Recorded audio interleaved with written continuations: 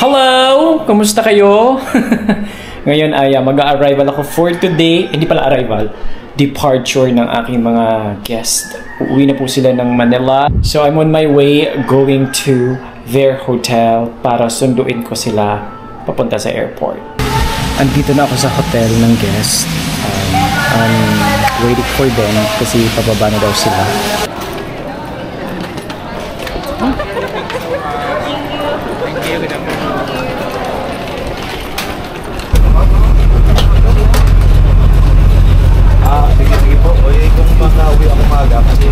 Oh my gosh, hindi na ako nakapag-video. It's because ako lang, nagmamadali rin kami. Right now, we're here at boat going to Checkport with my guest. Ayan. I'll see you later. Alright, so nakasakay na kami ng boat. We're now on our way to Jettyport para ihatid yung aming mga guest going to airport. So from here, from Cagbanport going to Jettyport, it will take like mga 2 to 3 minutes lang yung biyahe. And then from Jettyport going to the airport, mga wala pang 2 minutes. Nandun na sila kasi malapit lang yung airport sa Jettyport. Naka-shortcut kasi.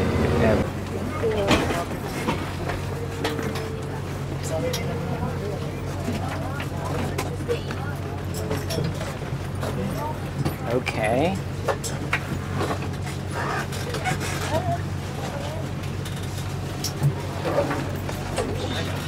Thank you, Mark, for always accommodating us sa transfer. We're done with the transfer. So after this, me and Lani, we're gonna go to... Saan tayo pupunta? I don't know, Dunkin' Donut. Dunkin' Donut.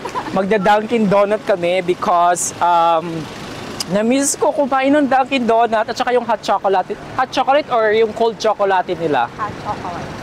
Diba? Yeah. So yun. Open ba kaya yung Dunkin'? Yes. Guys, tignan nyo yung mga new arrivals, oh. Here. Wow. Ayan. So mga Kailanders, kung gusto nyo mag-book ng airport round-trip transfer sa amin, mag-message lang po kayo sa Luxury Sports at i-accommodate po namin kayo, mga Kailanders. Yeah. Let's go, Lani.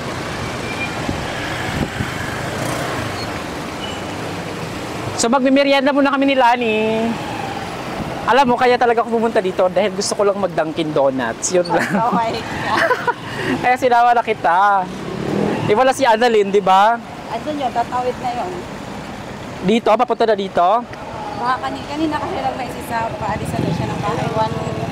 Hi! 12. Ayun yung mga guests natin, no? Ayan po yung van na sinakyan ng aming mga guests.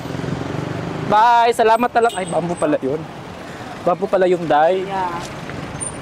Mali kami, hindi pala yun yung ano, hindi pala yun yung ano, guest namin. So welcome to Dunkin' Donut. Donut? Donut. Donut. Donut. So welcome to Dunkin' Donut. Donut. Donut. Donut. Donut eat. Donut eat. Ayan, may Dunkin' Donuts dito sa Katiklan. Halika na, Day.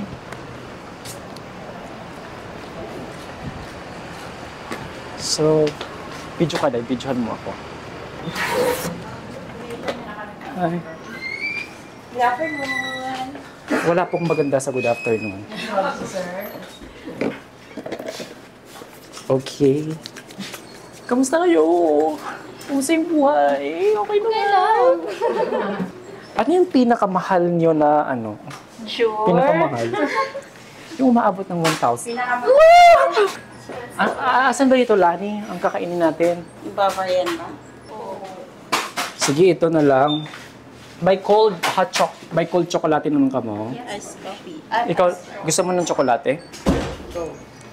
Ano sa'yo dito, te? Ube, creme. Ano to? Creme or creme? Ah, wow.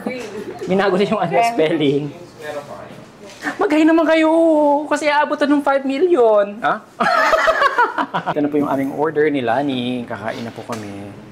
Pero, Kanina, mga ka-islanders, hindi na ako nakapag-video kung paano kami nag-meet and greet ng guest ko. Like the usual naman na nakikita nyo sa mga videos ko kung paano ko i-assist yung mga guest ko from departure.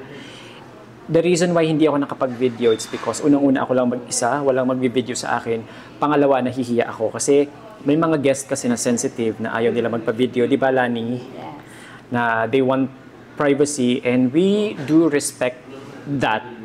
So that's why hindi ako nakapag-video. Then, nung nasa boat na kami, then nagchika-chika kami nung guest, sabi niya na sa TikTok daw nila ako nakita. So, sabi ko, doon ako nagkaroon ng lakas ng loob na, okay, mag-video tayo kasi since sa social media pala nila ako nakita, then TikTok pa. So, ayun, pero not necessarily naman not as in, binidyo ko talaga yung mga So, binigyan kami ng tip. So, ito yung aming pinang-merienda. So, kayo, kapag mag-arrival kayo, i-choose nyo kami as your arrival services dito sa Boracay Island. Then, kung naawa kayo sa amin, bigyan nyo kami ng tip para at least may pang ano kami. Char lang. Sarap nito. Ito mga ka-islanders, walang halong biro. So, while nagkakape kami nila ni dito sa Dunkin Donuts, nagto-total kami about transfer na rate namin dito. Kasi ako yung rate ko sa transfer is 1,500 per person. Round trip na yon. Kaya siya 1,500, it's because private na yung lahat. Kasi hindi ako masyadong nagjo-joiners. More on private and in van yung aking ginagamit na service from airport going to hotel mismo. So tinotal ko ngayon ko lang napagtanto na wala pala akong kinikita sa 1,500 per person. Nagsasayang lang pala ako ng aking pagod. Tapos, nagbabayad pa ako ng mag-a-assist sa akin if ever na hindi ako available para mag-ano. So, medyo na problema ako kasi parang wala pala akong kinikita sa airport transfer na 1,500 per person. Marami dito sa Boracay Island na mga nag-o-offer ng 1,000 per person na airport transfer. May 900 pa nga, may 800, may 850. Ako nga na 1,500, wala akong kinikita. How much more pa kaya? Saan sila kumukuha ng ano? Anong tawag dito? Saan sila kumukuha ng abono? Kasi wala na akong kinikita sa sa 1,500 ko. Tapos yung mga iba dito na nag-offer ng 1,900, 850, wala lang akong kinikita. Tapos silang, mas wala talaga silang kikitain kasi mas lower yung price nila kaysa sa price ko. So, medyo nasasad ako. Actually, ngayon ko lang siya napagtanto sa like for 1 year something or almost 2 years na ako nag-a-arrival dito, wala pala akong kinikita sa aking airport transfer per person. So, tataasan ko na talaga yung aking airport transfer kasi kawawa din naman kami ng mga tour services dito sa Boracay Island. Like, we give all the services that you guys needed, that you all deserve, and hindi rin kami kikita. And ang pinag-uusapan natin dito is businesses. So, alam ka naman magsasayang kami ng time, effort, money, pagod, pawis, tas wala pala kaming kikitain, di ba? Di ba, Lani? Yes. Shucks! So yung kikitain mo, pangkain mo lang? Yung kikitain namin dito, pangkain lang. Yeah. Kagaya nito, buti na lang binigyan kami ng merienda ng guest. Thank you sa guest, Miss Pauline and your family. Thank you for your generosity. So, maglalamyerda muna kami ni Lani, no? Maghanap kami ng kapirahan dito sa Katiklan. Kung saan kami dadali ng aming mga paa. Maghahanap kami ng magandang services para sa inyo na mai-offer namin dito sa Boracay Island, mga Islanders. Welcome sa akin dito sa area, bagong, I think, Sana Island Hopping Picnican.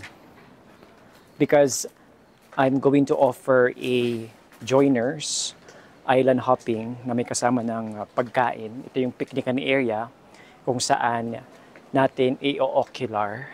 So, I like the area, by the way, maganda siya. So, makikipag-usap ako sa may-ari. Maganda yung kusina.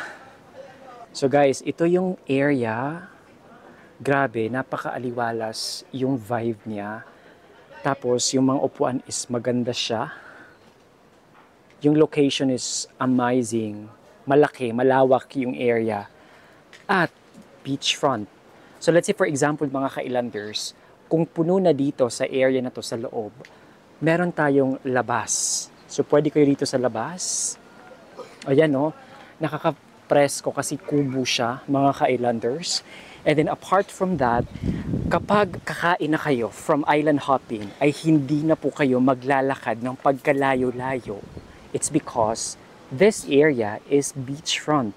So dyan lang po maglalapag yung bangka or dyan yung bangka, lalapag and then maglalakad lang kayo ng ilang segundo. Then darating na kayo dito sa area. Right? And then I will show you a different side of this picnic area for island hopping. So, meron tayong kawa bath. Ayan. So, meron tayong kawa that you guys can enjoy. As you can see. Ayan.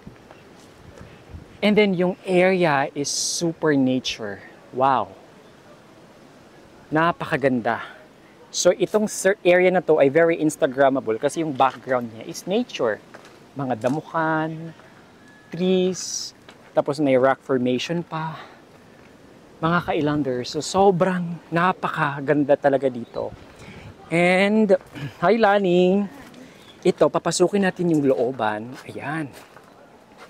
Ito yung mga upuan kung saan kapag kakain kayo, this is a buffet area location kung saan kapag kakain kayo mga ka-islanders, it's either napipila kayo if ever kapag super dami ng mga guests na dumating dito. Dito po yung nakalatag yung mga foodang, diyan kayo kakain if ever. Tapos hanap na lang po kayo ng pwesto na mauupuan ninyo if ever dito sa mga tables na pinapakita ko sa inyo. Kung saan yung mas vacant. And then let's say for example, kung fully occupied na to lahat, may ano naman sa labas. Sa area sa labas na pwede nyong puntahan. Diba? Oh, super refreshing. At I really love the place, the location, because it's so napaka-natural niya, mga ka-islanders. Napakaganda niya, tingnan, picturesque talaga yung yung location na to. At saka Instagrammable. Kasi pagkatapos mo kumain, lalabas ka, magmumuni-muni ka lang sa labas. Or let's say for example, gusto mo magpa-picture dyan sa kawayan na bridge na yan, meron ka ng instant photo and video, di ba? It's super nice and amazing. Guys, kakatapos lang namin ni Lani makipag-usap sa may-ari ng picnic area for the island hopping, kung saan kumakain yung mga bisita. And so far, so good. In the future, makakapag-island hopping na tayo at makakapagbigay na ako ng joiners na island hopping. Like back to normal na ulit tayo. Alam niyo na, bago ako mag-sell ng isang produkto or i-introduce ang isang produkto, ako muna yung nag-ocular or ako muna yung testimony bago ko siya i-alok sa inyo. And since alam ko naman sa sarili ko na maganda yung location, okay, hindi mabaho, malaki yung space, walang basura, malinis, then for sure, I promise for sure you guys will like it as well. Diba? So mag-book na kayo ng island hopping sa amin, joiners sa Luxury Sports. Mag-message na kayo, Luxury Sports. Ayun nga, so tapos na kami sa lahat-lahat at sana nagustuhan niyo yung video na yung napanood ngayon. Don't forget to like, share at i-subscribe yung ating channel. Uwi na ako ng Boracay ngayon. This is your ultimate tour guide as always. My name is Jamil. Bye for now. Mag-book na kayo ha. Message na sa ating Facebook at Instagram page, Luxury Sports.